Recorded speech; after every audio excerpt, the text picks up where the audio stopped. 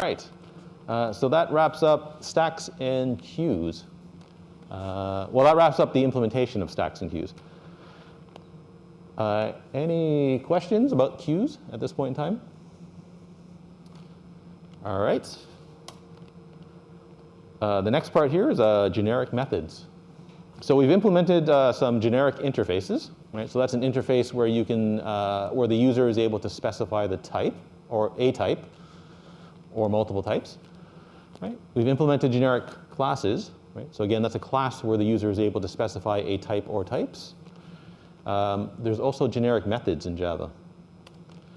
So a generic method is a method that has its own type variables. Right? So a generic interface has its own type variables. A generic class has its own type variables. You can actually go all the way down to the method level, right? And so you can create a method that has its own type variables as well. Right? Now, you can put these things inside of a generic class. Right? Now, remember, the class has its own generic type variables. The method will now have its own type variables. Right? For simplicity, I'm not going to do that. So I'm going to place our generic methods inside of a non-generic class. Right? OK, now you've got type variables on your methods now. Right? But every method is independent of every other method. Okay? So the type variables for one method are not the same thing as the type variables for another method. Right? Each method gets its own type variables, even if you give it the same name. Right? So it's like having a method, two methods having parameters with the same name. Right? The parameters for the two methods are independent. The type variables for two generic methods are also independent. Okay? So in other words, the scope of the type variable is confined to that method that you've placed them on. Generic methods show up. They often appear in utility classes that operate on generic types.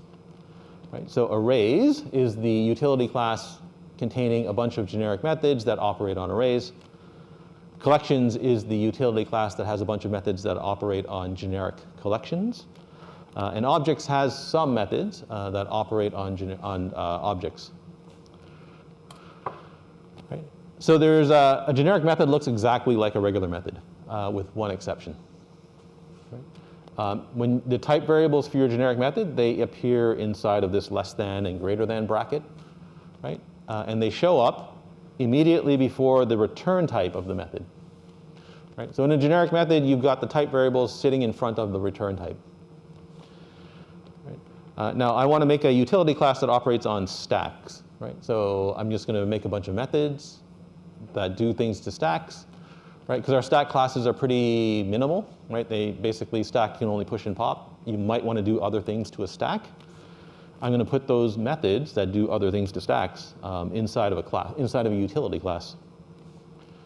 Right? So for example, I want a method that clears a stack, right? Removes all of the elements. Because our stack class and interface does not have that method. Right? All right, so how do you clear a stack? Well, you just pop everything off the stack. Right? Do you care what the element type is when you do this? No, you don't care what the element type is when you do this. Right?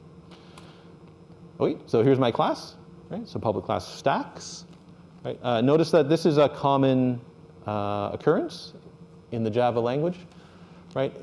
If you have some class like stack, right, and you decide that you want a utility class that provides extra methods for your stack class, then it's common to add a plural. It's common to pluralize the class name.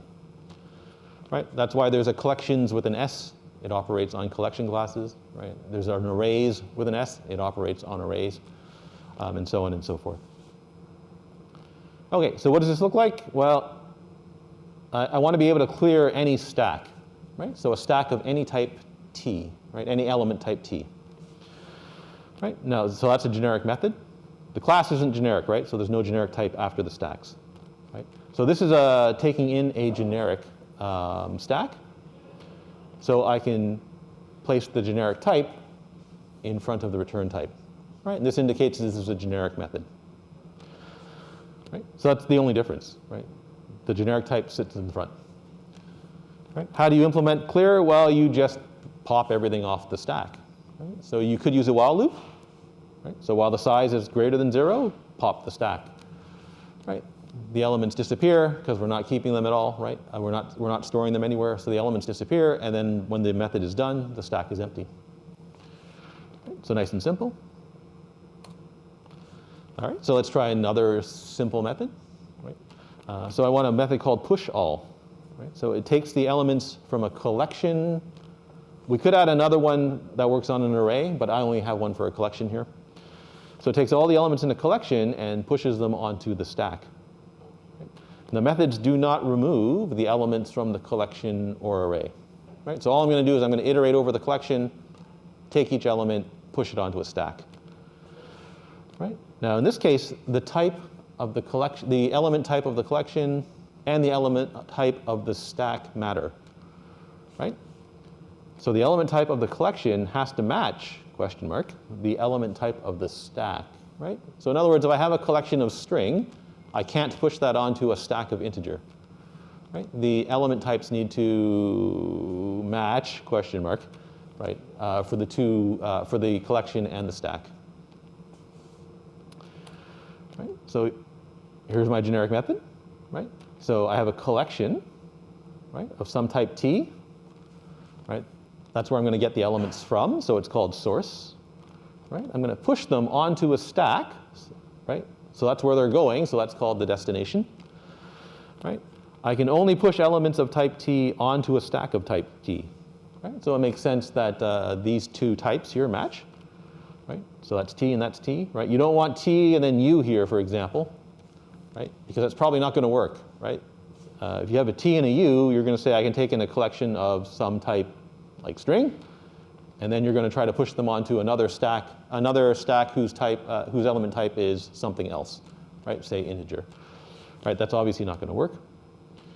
Right? Now this is a generic method, so generic type shows up, and the generic type variable appears in the front.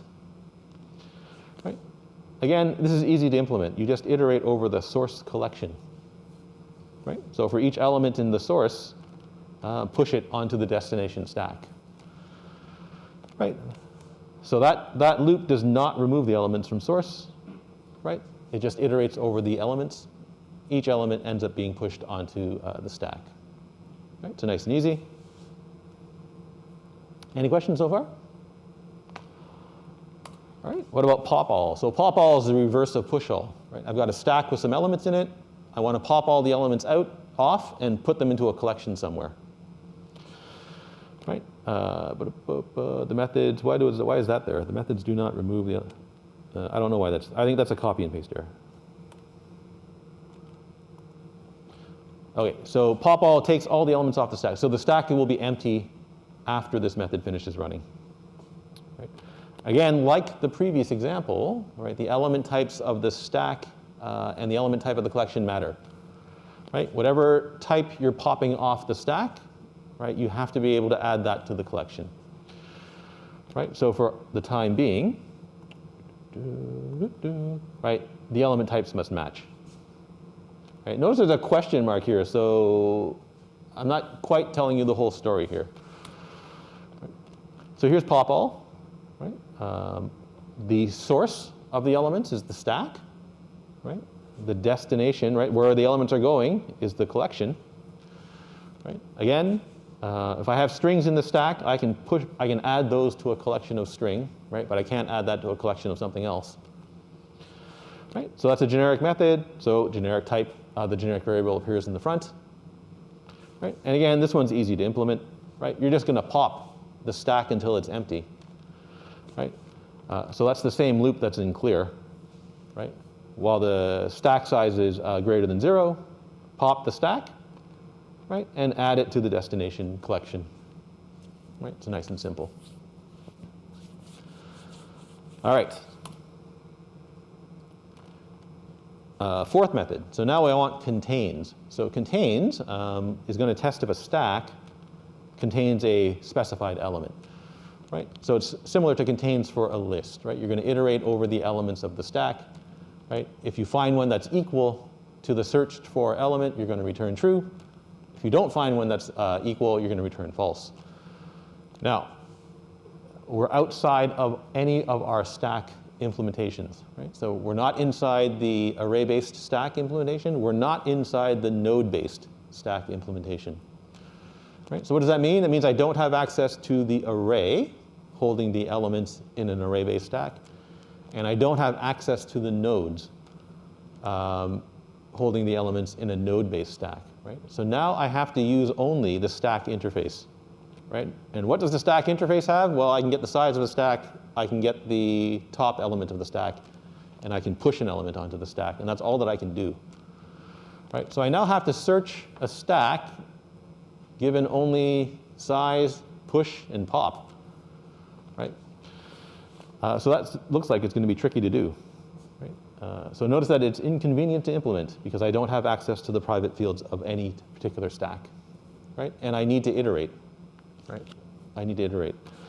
Okay, so how am I going to do this? I can pop an element off the stack, right? But if I pop something off the stack, I have to remember to put it back in later on, right? Because I don't want to, contains should not destroy the user's stack, right? I mean, if you can imagine if you were calling a contains method and it blew up your collection, you'd be pretty unhappy, right? So contains should not appear to change the state of the stack, right? All the elements that were in the stack before you called the method should still be there, and they should be in the same order, right? So I can pop an element off the stack, but I have to remember to put it back in later on, right?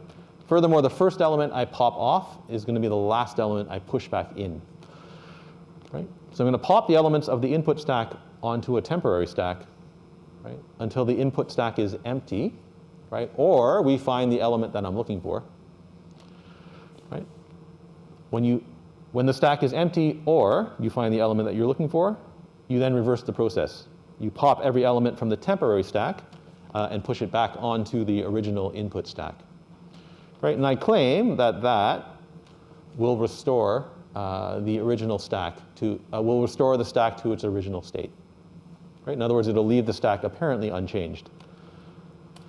Right? So here's a picture of what's going on. So S, that's my input stack. Right? I'm looking for the Z in this stack. Right? I have to iterate over these elements, but I can't, right? Because I don't have an iterator in the stack class or in the stack interface. Right? And I don't have access to how these elements are stored. Okay, so what do? So I make an empty temporary stack. Right? So I make an empty temp. Right?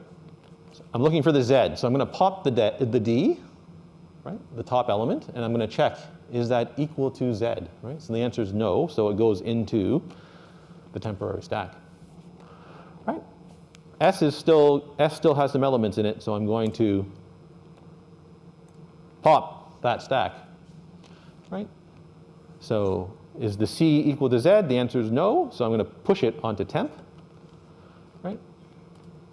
S still has some elements in it, so I'm going to pop that stack. Right? Is the B equal to Z? The answer is no, so it goes into temp. Right? Still have an element, so I'm going to pop S. Right? Is A equal to Z? The answer is no. I'm going to push it onto temp. Right? And now S is empty. Right? So I know that does S contains Z is false. Right? Now, I have to restore S, so I need to reverse the process. Right? So here we go. Right? So starting with the temporary stack, right? There's stuff in the temporary stack, so I'm going to pop it and push it into S. Right? Still stuff in temp, so I'm going to pop it and push it into S. Still stuff in temp. Right? I'm going to pop and push into S. Still stuff in temp, so I'm going to pop and push into S. Right? Now temp is empty, and S is in the same state as what it started in. Right? So you've got a method here that actually does change the state of the input stack, right, while it's working, but it restores it to the original state when it's done. Right? So it appears that it leaves the stack unchanged. Okay, now if you do find the element along the way, so back here, right? So suppose you were searching for the C, right?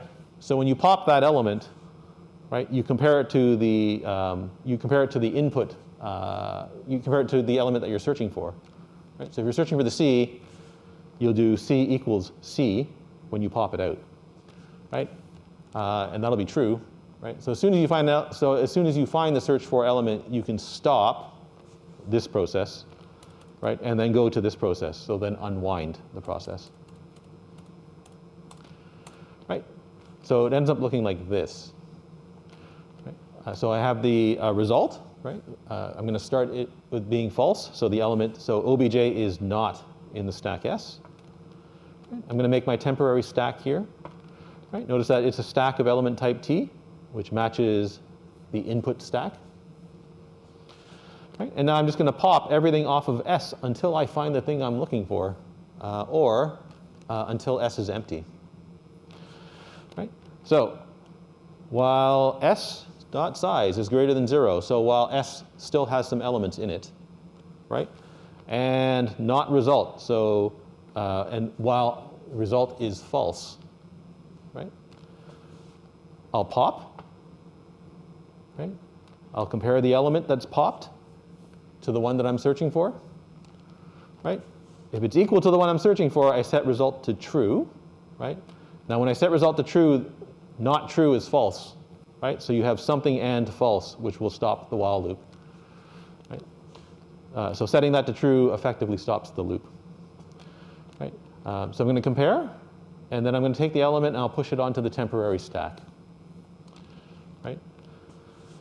When that loop is done, the original stack is either empty or it's not empty, and so it's either empty and you found the thing that you're looking for, or it's not empty and you found the thing that you're looking for. Doesn't matter which case you're in, you need to reverse the process, right? So while there's still stuff in temp, right, pop temp and push it back onto the original stack, right? And that there's contains. Right. Now notice this is really inconvenient, right? It's true, I can write this method, right? But in this case, it would be a lot better if contains was sitting inside one of the stack classes itself, right? So if you think that users of your stack class might want to have a contains method, you should probably push this into the, you should probably put the contains method in the interface, right?